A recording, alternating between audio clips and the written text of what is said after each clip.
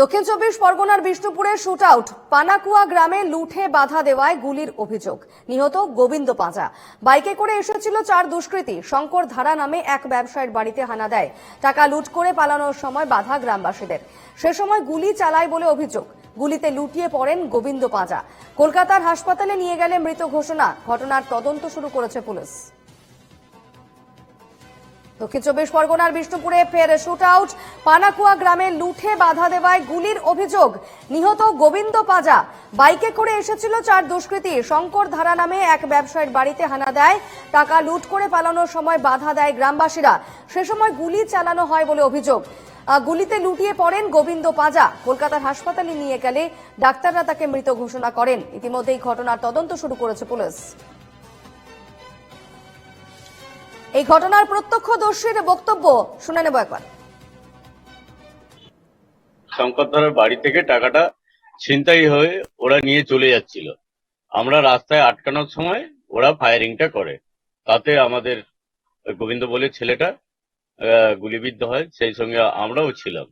এটা ঠিক 8:30 থেকে 9:15টার মধ্যে ঘটনাটা ঘটে। রিসেন্টলি ওই লোকটাকে দিন 15 আগে ওরকমই ছিনতাই করেছিল এই ছেলেগুলি, সেম ছেলে। থানাতে অভিযোগ করেছি, থানাতে বারবার আইসি কে, গৌতম বাবুকে, রাহুল বাবুকে বলার পরে ওরাও ঠিকভাবে সেইভাবে প্রিপারেশন নেয়নি। কি বলছেন? ঢোকার পরে আমার ছেলেটা কালেকশন থেকে আসার পরে হরেন মারে, যেমন প্রতিদিন যেমন আসে সেরকম সে হরেন মারলে ওপর থেকে আমরা ব্যাগ তুলে দেয়, ও ব্যাগ দিয়ে দেয়। এবার হঠাৎ দেখি না আমার মেয়ে বার হয়, আমার বউ হয়। আমার মেয়ে বার হয়েছে, গিয়ে দেখে না 2টো ছেলে কলা বাগান থেকে ছুটে এসে ওকে মারধর আরম্ভ করে। ব্যাগটা দিতে টানাহাইরা করছিল, ও দিতে চায়নি, তখন ও ফায়ার করে। ব্যাগটা নিয়ে পালিয়ে যায় ওরা। তারা পালিয়ে যায়। কথা বলে নেব। এই মুহূর্তে আমাদের সঙ্গে সরাসরি রয়েছেন প্রতিনিধি অরিজিৎ মন্ডল। অরিজিৎ, কিভাবে এই ঘটনা ঘটলো এবং এই 4 দুষ্কৃতী তারা কারা, সে বিষয়ে কি জানতে পারা যাচ্ছে?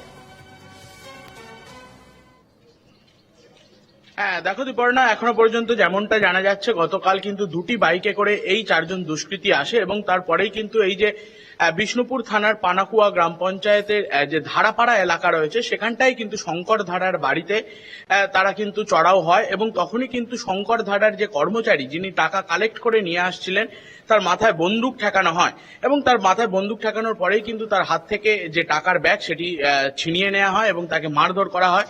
এরপরেই কিন্তু ওই যে 4 জন দুষ্কৃতী তারা বাইক নিয়ে পালাতে যাচ্ছিল, তখনই কিন্তু স্থানীয় বাসিন্দারা ঘিরে ধরে এবং তখনই কিন্তু ওই দুষ্কৃতীরা বাইক ছেড়ে পালিয়ে যায় এবং ফায়ারিং করতে থাকে এবং তার জেরেই কিন্তু বাধা দেওয়ার সময় যেমনটা জানা যাচ্ছে যে গোবিন্দ পাঁজা নামে এক স্থানীয় ব্যক্তির বুকে গুলি লাগে এবং তাই কিন্তু প্রথমে স্থানীয় গ্রামীণ হাসপাতালে নিয়ে গেলে সেখান থেকে তাকে কলকাতায় স্থানান্তরিত করা এবং কলকাতায় স্থানান্তরিত করলে আজ ভোর রাত্রে কিন্তু তার মৃত্যু হয়েছে, এমনটাই কিন্তু খবর পাওয়া যাচ্ছে।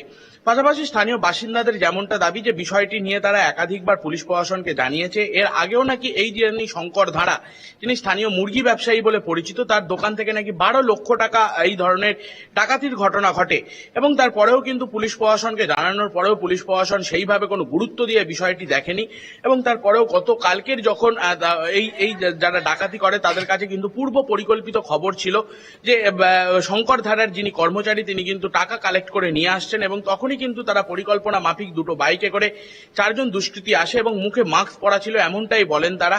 এবং যখন এই শঙ্কর ধারার যিনি কর্মচারী তিনি বাইক নিয়ে দাঁড়ান শঙ্কর ধারার বাড়ির সামনে, তখনই কিন্তু দুষ্কৃতীরা ফায়ারিং করতে করতে এগিয়ে আসে এবং ওই যে শঙ্কর ধারার কর্মচারী তার মাথায় একেবারে পয়েন্ট ব্ল্যাঙ্ক রেঞ্জে বন্দুক ধরা হয় এবং তাকে ব্যাগটি ছিনিয়ে নেওয়া হয় তার হাত থেকে।